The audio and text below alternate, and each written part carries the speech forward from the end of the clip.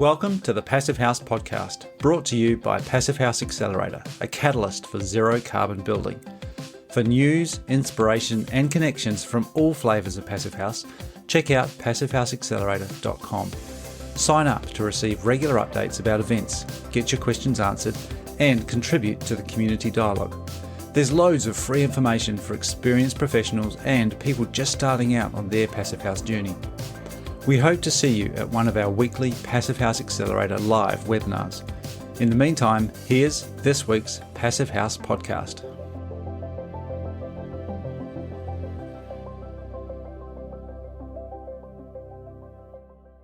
Hi, and welcome back to another episode of the Passive House podcast. I'm Matthew Cutler-Welsh, coming to you from Auckland, New Zealand. And I'm Zach Semke, coming to you from Seattle, Washington. And this is a special component spotlight edition of the pod.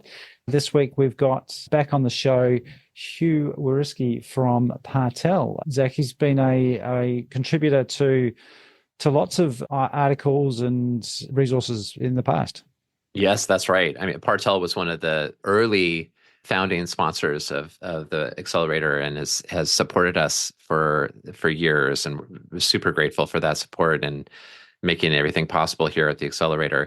And in addition to that, it has written articles for the platform around building science and the role of, the key role of building envelope systems in building performance and durability, and has presented component spotlight events a couple times, and actually is doing one on October 31st as well. And we'll have a video soon, if not already, posted to the Passive House Accelerator YouTube channel.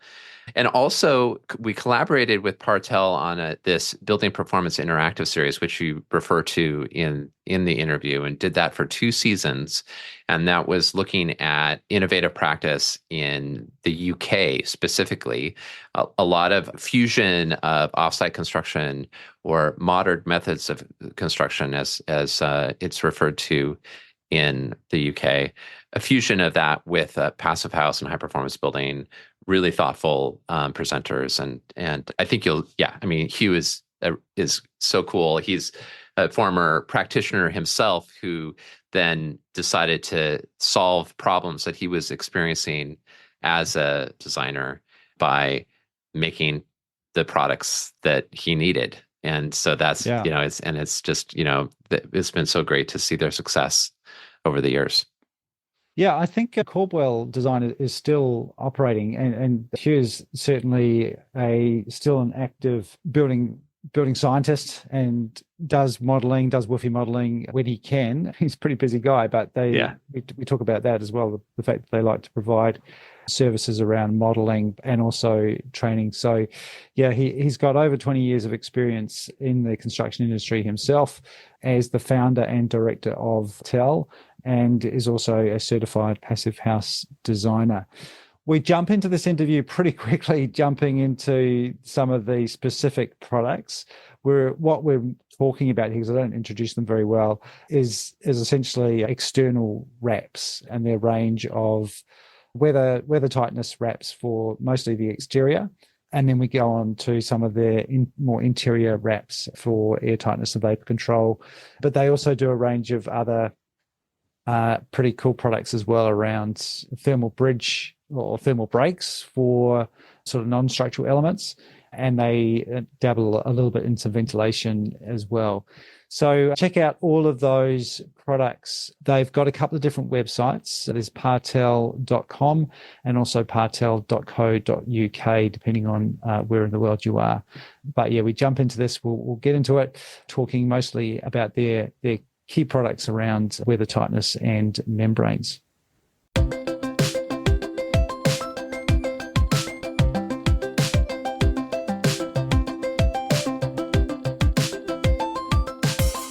Well, I'm joined by Hugh Whiriskey of Partel once again on the show. Great to have you with us, Hugh, back on for another component spotlight. How's everything going?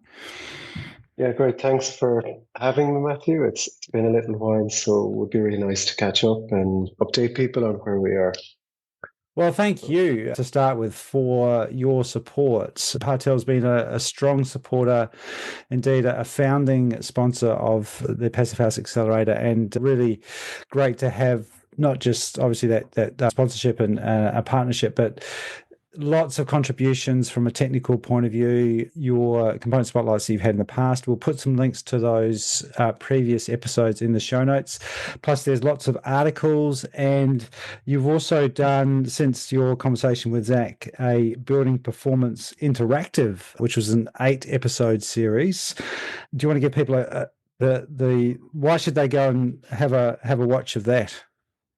Yeah, thanks. I think that series was really interesting. We tried to go behind the scenes in different regions and different construction methods from Europe, and it gave a really good insight into some cutting edge projects and hopefully some insights for people how they can improve their projects based on that. So a lot of learning and sharing and those positive information from that. A collaboration with Ben Adam Smith there as well on That's some of it. those. Yeah. Yeah. Yeah, he was fantastic to have involved, and Mike Jacob from Case House as well. So some valuable insights from the co-hosts in that series as well. So it might be something we'll be able to reactivate next year as well. There is some ideas for that. Yeah. Excellent. All right, we're going to dive into some more details, some new, not so much new products, but just sort of new directions and current focus. But to start off with, how are things going in Ireland at the moment in the construction sector? You mentioned last time that there was sort of this was going ahead a little bit of the UK in terms of improving the performance and the general building code, getting closer almost to Passive House. Where are things at the moment? Yeah, it's a great question, and it's continued to evolve since then. So what we've had, I suppose, is quite a bad housing shortage, as there is in many countries right now.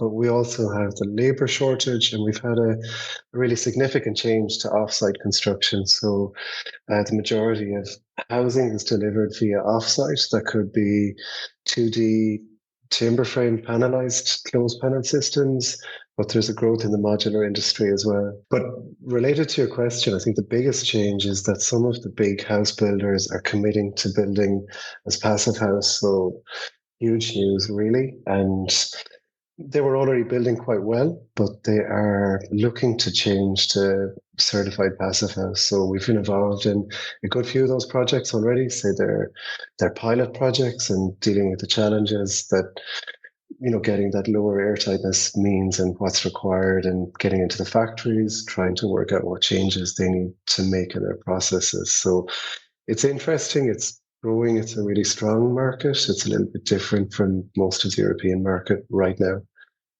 Does applying your change much? Is it easier to do when it's offsite manufacturing and undercover? I think the processes are different. So you have to match with the factory. So usually you have to find solutions, Matthew, something that works within a factory process, because they've got a certain manufacturing speed that they need to work with. So we do find that we're very well positioned to do that. So that could be through custom products that we make for particular factories. That could be, a wider membrane or a different type of adhesive or a tape or something bespoke that fits their process. Yeah, that's the biggest change, I think. Now, I mentioned the UK, but looking at the Partel website on some of the projects featured on there, we've got Vermont and New York. So Partel very much jumping across the pond and pretty active in North America now. Yeah, I think North America right now, I can give an overview on that, but we've got a distributor for all of Canada and Mexico and more regional distributors in the US. So there's kind of full coverage from Florida to Seattle, if you like. And we do direct sales from the, New York, Vermont, the East Coast area. So I think we've good coverage, and a lot of that, I suppose, growth in the US market or the North American market relates to the ExoPerm 250. So the self-adhered products, they've proven to be extremely popular.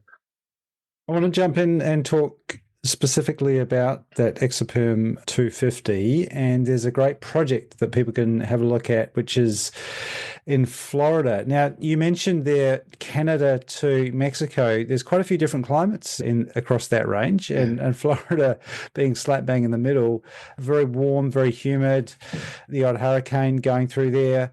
How do product selections change across those climate zones?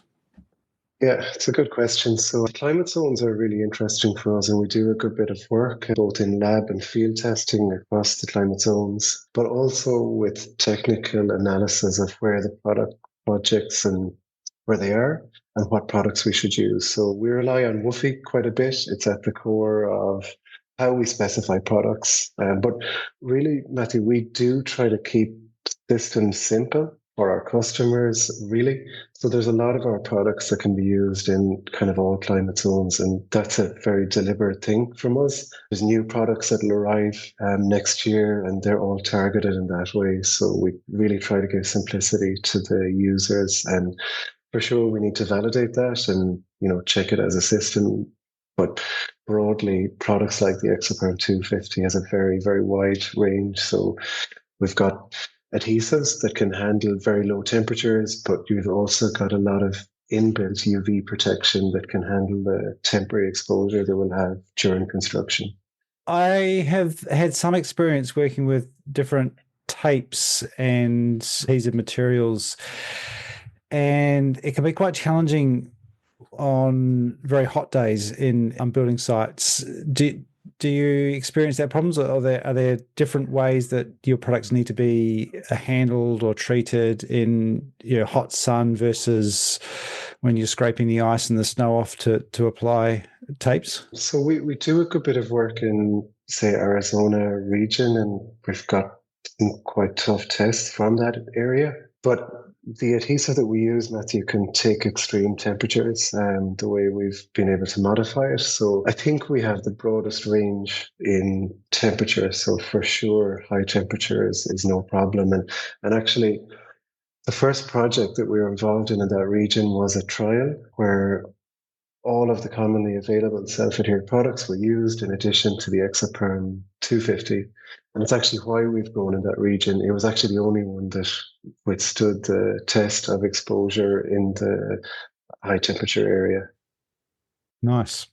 And there's a fire, what would you call it? A fire rating or a... Yeah, that's a good question. I guess those products are used in different ways in, say, the UK as they are to North America. So in the UK, they're used in a commercial setting quite often, and that tends to be then in combination as a whole wall system. So it means that the product is tested and rated for high-rise buildings in the UK and the EU based on how it's been tested and applied.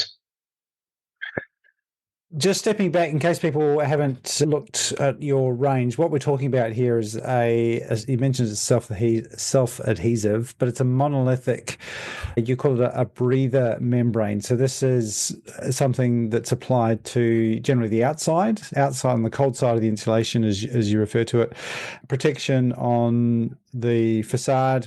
So it's a weather tightness layer. Is that how you describe this one? Yeah, it's a weather-resistant membrane. So ExoPerm is our family for exterior products, and you'll see them identified based on their weight. So the 150 is the base product. For the 250, it's without adhesive. Yeah, and you're exactly right. It's a monolithic layer. So it means that it's an airtight membrane as well, but also vapor open. And we've been able to modify that product quite a bit to introduce a lot of UV stability, but also to modify the polymers within the product for enhanced durability. So we know that the membrane will last, it'll take extreme exposure at the start during the construction phase. So that's something that's often missing in construction products. You'll find that their age or their lifespan is directly related to their exposure time during construction. I'm always amazed at how long some buildings around where I am remain out exposed. The timber goes up, the wrap goes on, and then I don't know what goes on. Builders go off to another building site, and it can be literally months sometimes before the cladding arrives and covers up that membrane. So that exposure to the UV, even though it's not designed to have its useful life exposed, it can be exposed on a building site for quite a long period of time, which is not great, but it's really good to know that your products can handle that. Yeah, it's a good thing for people to know that the majority of the products on the market are made in a different way, that have a lifespan that has a range, from 1 to 10 years, and that 1 to 10 years is determined by that exposure time or by its weight or by its quality. Yeah. So you've got the ExoPerm, that's your external layer. You mentioned that it does have an element of air tightness, but it's not your main air tightness membrane. Do most people couple that with an ExoPerm layer on the inside? Yeah, that's the most common build-up. We do see a lot of demand for the smart membrane, so the Vara Plus system. For example, in the North American market, it would be more focused on smart membranes. But we do see, and it's a good question, I guess, systems, it can be quite a narrow system if you're using the ExoPerm 250 because it's essentially a tape and a membrane combined. So, you introduce some flashing around windows, it means you can have a three-part exterior sealing system. If you use the Vara Plus on the inside, it actually just adds one more product. So really for 4 products, you can be at an incredibly high level of sealing internally and externally. So what's the main difference there between the Vara and the ExoPerm? The Vara Plus has a variable SD or permeability rating, so it's able to change relative to humidity. So essentially it can give us a much higher drying potential, depends on the region and the type of construction. But really, we should use those products on all closed systems to the exterior. So if it's on a flat roof system, we need to give or provide that additional drying potential. So it can be better to specify a Vara Plus above an ExoPerm Plus, as a general product, because you get that buffer for drying potential, but it's also a little bit harder to be incorrect about where you use it. Yeah. Let's move on to talking about the wider environmental context. I think you were starting on getting EPDs for your products when you spoke to Zach. Where are you on that journey now? Yeah, so the EPDs for all of our core products, we've had them for quite a while now. So they're publicly available. And it's nice to talk about that area, Matthew, because the EPDs are one thing, and we do that and are committed to doing that for all of our core products. So there's quite a number of products coming next year. They're coming with EPDs, that's already been worked on. But the real reason, I guess, we want to be transparent about the performance and from an environmental point of view. But I think in the reality is that membranes and their impact on the real carbon impact of buildings is really significant. So we want to do as much as we can to highlight that the more durable the membrane, the more durable your building, and therefore the cost of a roof replacement is incredibly high in carbon. Whereas if you have used a higher quality membrane, you really could take the life, or maybe a roof replacement, from 20 years to 60, 70 and up.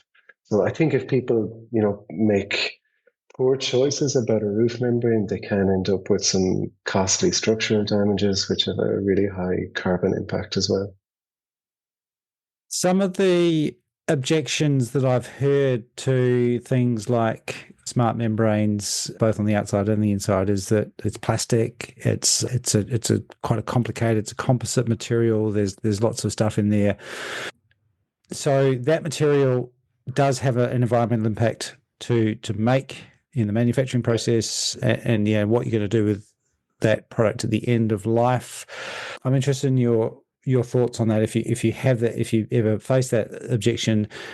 But related to that, I think what you're saying is, and this is kind of how I've pushed back on that a little bit, to say, well, yes, it does, but it's actually a very thin layer, but it punches above its weight literally in terms of the protection that it adds to the rest of the structure, which is all where your real heavy materials and where your real carbon load that you should be worried about is the steel and the timber and all those other components which your products are helping to keep dry and therefore last longer and benefit the overall carbon of the whole picture. Have I kind of got that right? Yeah, it's 100%. It's the same idea as cost, so the cost for the products initially are really very small in relation to the impact they have on the building. And it's the exact same with the carbon and the durability. So everything has an environmental cost that we produce and use as humans. And these products, and exactly what you say, the impact of I think the main thing is that you choose the right product, that you don't use a cheap product. So if you can, not necessarily cheap, but you don't use a durable product. Yeah. So investing in durability, it's an investment, and it's about as good an investment in your building as you can make. There is, you're right about that the products, so some of them it's harder to make in a way that we know right now how they can be reused or repurposed at end of life, but some of them are as well already. There is ideas, so I think that's going to have I think that the recycling and reuse market is absolutely underdeveloped. So if you use the correct product from Partel, and it's something that we're saying you should not see for 70, 80, 90, 100 years, I would say there's quite a strong chance that we will be recycling products like that at that time. Because you have a paper-based vapor controller as well. Does that get used much or not? Yeah, I mean that's got its EPD coming as well, so it's in process. The paper-based product is really good, Matthew. It's very tough, durable, and we've been using it in the Irish climate, which kind of, as everyone knows and associates it with, is a high humidity and rain, and it's working really well. And yeah, it's 60 to 70%, depending on which product it is, in FSC. So it's quite a sustainable product. But I do broadly, agree with what you said, that I would really be less focused on the carbon impact of the materials themselves. And we are able to do certain things like production of, some of the materials used in these membranes can come from, I suppose, sustainable sources as well. So there's different ways to do that. But yeah, paper for sure is one of them, and it's a more visible one. I think by being leaders and getting EPDs done, looking at that environmental impact is a way that you're also educating the market. A lot of people are asking for that, but it's also raising awareness of those issues. And training and education in general are a big part. They've always been a big part of Partel and your sort of company culture. How's that manifesting now in terms of training that you provide? Yeah, so it's for sure it's the key thing about what we do and how we connect with our customers. So we've committed to that approach, Matthew, that it will always be a technical first. So, if we forego sales in order to be more technically sound, that's what we'll do. And it brings its challenges with growing the team. Because we need the right people with the right background. But for us, it works really well. And in different regions, so through the distributor market, if we talk about in North America, we partner with training institutions like construction instruction in Colorado, or in the UK, we can do it ourselves with direct partnerships. In Ireland, we do it direct. So it works in different ways, but the idea at the end is the same. It's about education and honesty, and trying to tell people and inform them, give them real facts about the products, what the risks are and what the benefits are, to, I suppose, choosing appropriately the products. Yeah. And tell us about the other services that you have available, because you also can assist with some modelling, including WIFI analysis and hygrothermal modelling. Yeah, so we use that quite a bit, and that comes into place when you talk about the different climate zones, or if someone has a more bespoke building system that they want to try or something innovative. And we do a lot of collaboration with standards and authorities in that regard. For example, a lot of people, Matthew, these days are trying, certainly in the offsite industry, to change to a single membrane system rather than a double. We sell less membrane, but the results can be quite good and it fits with that manufacturing process. So there's ways to do that, but WFI is a key tool for, I suppose, being sure that we're solid long-term on the build-up. Coming back to those more humid climates, I know that there's a lot of open questions there. People are figuring out how to design a passive house and even almost passive house for those types of environments where it's not as clear cut. When it's just really cold, it's kind of easy because you just max everything out for keeping warm. The closer you get to the equator, it actually gets quite tricky, and you have these weird climate zones, even like around where I am here in Auckland in New Zealand, where for part of the year you got it drying in one direction and part of the year you got it drying in another direction. It gets complicated. Yeah, it does. Yeah, it's good. They're the more interesting ones, I guess. Yeah. So I think having the right product range that can be, like, there is a new product that will come out in January, February, that's pretty much targeted at those areas. So it's an exterior smart vapor controller. It's got some other advantages that, we'll come back to you guys with when it launches. But yeah, I think you need the right product range. But using WFI with real climate data for that location, you can get a really good picture of how things will work. I don't think we've come across a location that we can't work with, but I think it's just being careful to go through the auditing process to be sure that we're, getting the right information in and getting the right answers to be sure on it that it can handle year-round variants. And I know water in is the biggest kind of thing first that we need to be clearly able to box off. But yeah, those tricky climate zones are interesting for sure. Yeah, and I've experienced this when WFI has been really useful to demonstrate to someone that they're going to have a problem, because in a lot of these more temperate zones, it's not as obvious that you got the energy demands or keeping warm isn't as critical, because it feels a bit more forgiving in terms of temperature. But often as we're getting accidentally more airtight constructions, not as good ventilation as what we should be having, I spend a lot of my time trying to convince builders that if they don't consider moisture, then they are going to have a problem. And part of the reason for that is because our building code is not that great, so they're not forced to do it. So we're having to use a lot of education to say, look, I know that you don't have to do this from a policy point of view, but here's some physics that you should know about. Which is a surprisingly tricky conversation. No, and it's true, and there's a lot of defaults that builders and contractors and trade professionals are used to. So they're used to some kind of cladding board in a certain location, and that can have an impact on the breathability of the system overall. And it can be that's the way I always did it kind of approach. Oh, yes, absolutely. The way we've always done things. There's definitely a lot of that going around. Hugh, you mentioned, so it sounds like there's some continual innovation and some new products coming out. What's your outlook?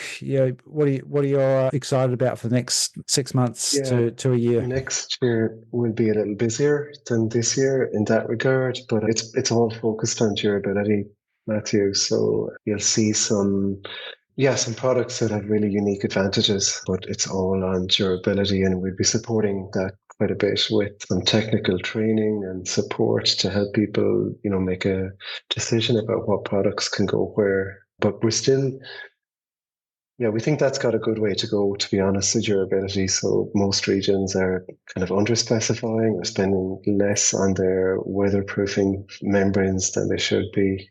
That's just the historical place the market comes from, that they're used to using a certain type of product. Yeah. We've mentioned Ireland, you're in the UK, now parts of North America as well. Where's the best place for people to go to find you, or someone can help with the whole range of Partel products? Yeah, I think that we touched on the website there, so that's undergoing a change right now. It'll give some clarity as to where to go, but I think it's easiest to connect with us directly, and we can put you right in contact with a local distributor or direct sales, if that's what it is. It depends on the region, so it's quite different from area to area. Nice. Well, thank you very much for your time today, Hugh, but also thanks again for your support, the Passive House Accelerator, being a founding partner, founding supporter. Really appreciate that. And also just the fantastic work that you do out in the industry. That education training is such an important part of all the people that are involved in this community and passionate to make buildings better, help address carbon. It's not just about selling great products and materials, but it's also just about improving the industry, which is a big part of what Partel does. So, thank you. No, thanks, Matthew. Look, I feel we've always been aligned with you guys, so for the same reasons, yeah, we're delighted to be here.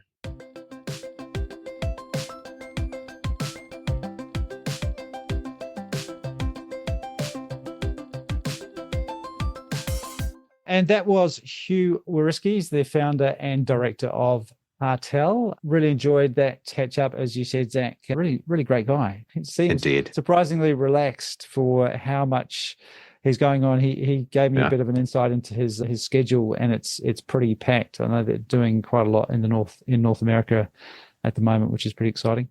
It is exciting to see that. Absolutely. I love his quote. It's about education and honesty. I think that pretty much, kind of encapsulates what Hugh is about, which is pretty cool. Yeah. Pretty great. Yeah. And we've talked about that a lot before with a lot of the supporters of everything we do at the Accelerator.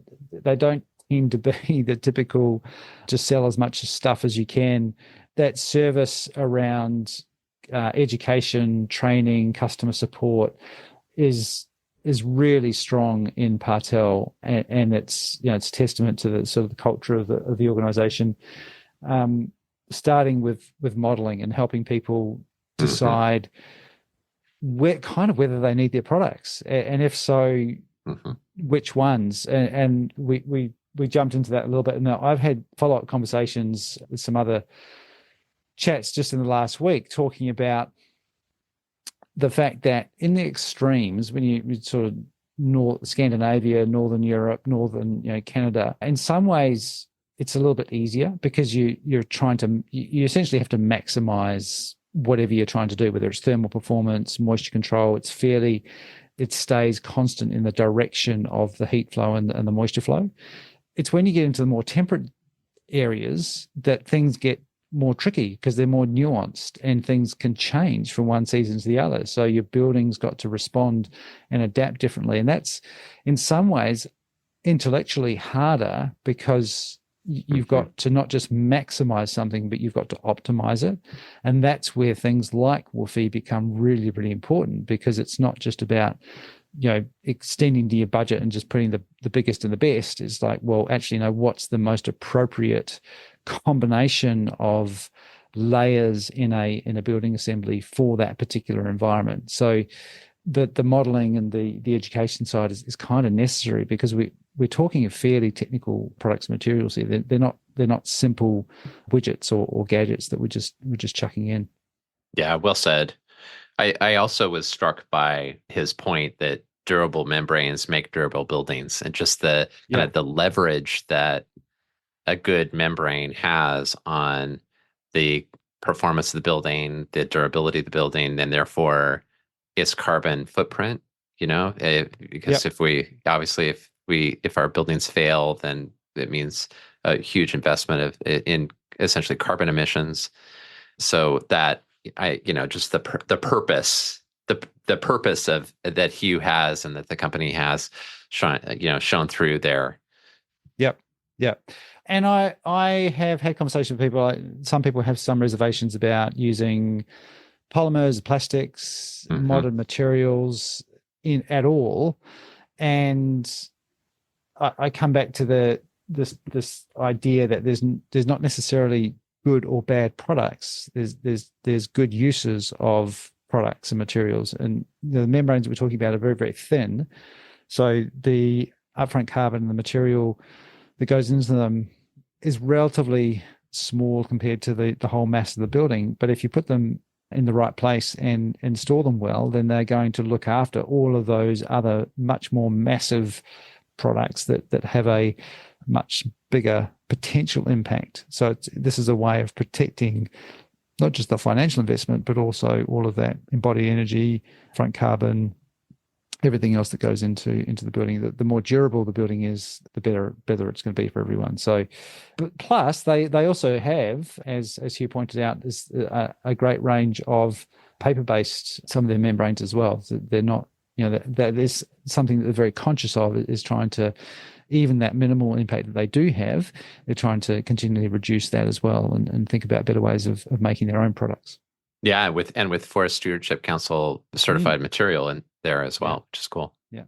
So check out all of their range, as I mentioned, partel.com or partel.co.uk. Just search Partel. You can also find their links and information through the Passive House Accelerator website, because they are a founding supporter of the Accelerator, and really great to have them on board as well. Yeah, definitely. And I was excited to hear his teasing of the potential of a reboot of the Building Performance Interactive, which would be really fun. So yeah, I'm crossing my fingers.